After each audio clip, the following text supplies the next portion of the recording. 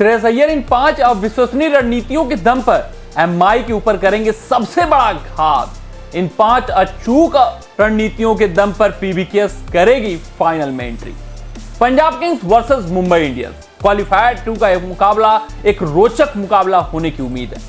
यहां पर अगर हम पंजाब किंग्स के दृष्टिकोण से बात करें तो वो हर एक कीमत पर, हर एक सूरत पर यहां पर फाइनल में एंट्री करना चाहेंगे, क्योंकि लीग फेज में इन्होंने जबरदस्त प्रदर्शन किया है, बेहतरीन अंदाज में बल्लेबाजी और गेंदबाजी की है। इनका कप्तान अव्वल नंबर का रहा है, जिस कारण से वो जो मेहनत हुई है लीग फेज की, वो सोचेंगे उस पर पानी ना फिरे और फाइनल में एंट्री पाया जाए। तो क्या कुछ श्रेयस अय्यर यहां पर कर सकते हैं मुंबई इंडियंस के खिलाफ? वो कौन सी 5 अचूक रणनीतियां हैं जिसके ऊपर पंजाब किंग्स फोकस करेगी, मुंबई इंडियंस को हराने का प्रयास करेगी और फाइनल में एंट्री पाना चाहेगी? बात करें अगर हम सबसे पहले और सबसे बड़ी रणनीति की, तो भाई साहब ये पॉजिटिव इंटेंट तो पूरे लीग फेज में खेले हुए हैं। इसी के हिसाब से पंजाब किंग्स ने सफलता भी अर्जित की है। लेकिन जब क्वालिफायर 1 मुकाबले की बारी आई, जब पिच थोड़ा सा तेज गेंदबाजों के मददगार हुई, तो इनके बल्लेबाज टाएं फिस हुए, क्योंकि यार पॉजिटिव इंटेंट वेरी करता है पिच कंडीशन के हिसाब से।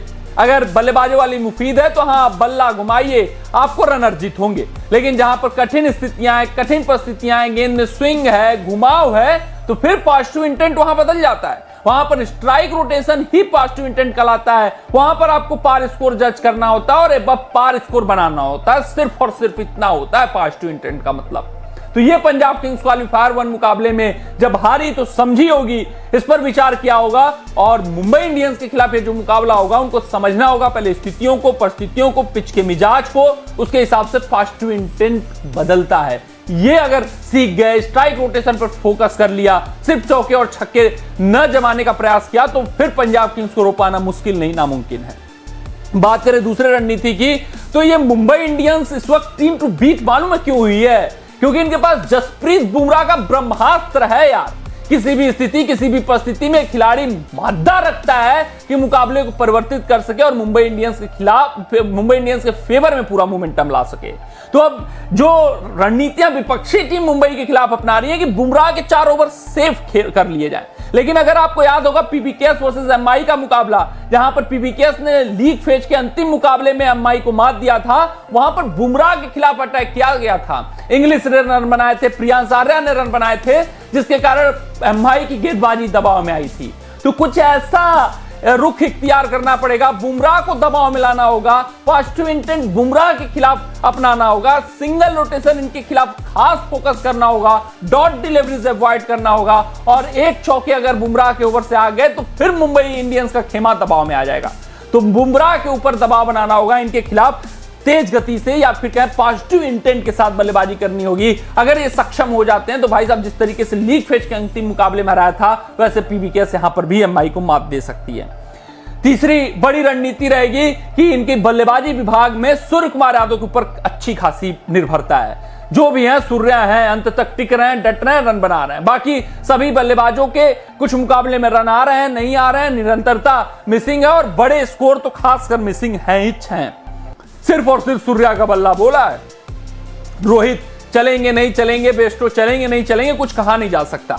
तो अगर सूर्य कुमार यादव को जल्द से जल्द लिया गया तो फिर पैनिक बटन दब जाएगा ड्रेसिंग रूम में, बल्लेबाजी विभाग इनकी फिर संकट में आ सकती है। अगर हम चौथे रणनीति की बात करें तो इतने बड़े मुकाबलों में, क्वालिफायर हो या फिर एलिमिनेटर मुकाबला हो, वहां पर एक आपके सबसे अनुभवी खिलाड़ी को अंत तक टिकना होता है, डटना होता है, और उनके अराउंड सभी खिलाड़ियों को खेलना होता है। पिछले मुकाबले में यही पंजाब किंग्स से चूक हुई थी। श्रेयस अय्यर को एक छोर थामना था, अंत तक टिकना और डटना था, लेकिन श्रेयस अय्यर अटैकिंग माइंडसेट से आते हैं और अपना विकेट फेंक देते हैं। इसमें अपनी भूल में सुधार करनी होगी। श्रेयस अय्यर को एक छोर थामना होगा और अंत तक 20 ओवर खेलते हुए अपने आप को देखना होगा। अगर ऐसा श्रेयस अय्यर कर जाते हैं तो फिर पंजाब किंग्स मुंबई के ऊपर भारी पड़ सकती है।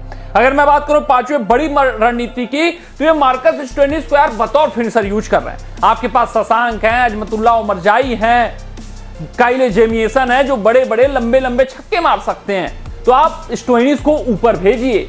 स्टोइनिस को नंबर 4 या नंबर 5 पर खिलाकर जॉस इंग्लिश के बाद आप एक अपने सबसे बेहतरीन, सबसे विध्वंसक बल्लेबाज को अधिक से अधिक गेंदें दे सकते हैं। अगर स्टोइनिस टिक गए तो भाई साहब वो कहर ला सकते हैं, वो अपने दम पर मुकाबला जिता सकते हैं। और ये कंगारू मानसिकता जितनी गेंदें खेलेगी, जितनी देर तक वो क्रीज पर डटे रहेंगे, ये पंजाब किंग्स के फेवर में जाएगा। तो मार्कस स्टोइनिस को ऊपर लाना होगा। अगर ऐसा कुछ करने में पंजाब किंग्स सफल होती है तो फिर भाई साहब मुंबई इंडियंस के ऊपर वो जीत प्राप्त कर सकते हैं। तो ये 5 अचूक रणनीतियां हैं जिनको श्रेयस अय्यर अपना सकते हैं। अगर वो अपना ले गए, पंजाब किंग्स इस तरीके से खेल ले गई तो मुंबई इंडियंस के ऊपर भारी पड़ जाएगी और वो फाइनल में एंट्री पा लेगी। कमेंट सेक्शन में कमेंट करके बताइएगा कि आपको क्या लगता है, एमआई फाइनल में प्रवेश कर पाएगी या नहीं कर पाएगी। मिलते हैं आपसे अगले रिपोर्ट में, तब तक अपना ध्यान दें, सुरक्षित रहें, स्वस्थ रहें, मस्त रहें। जय हिंद, जय भारत।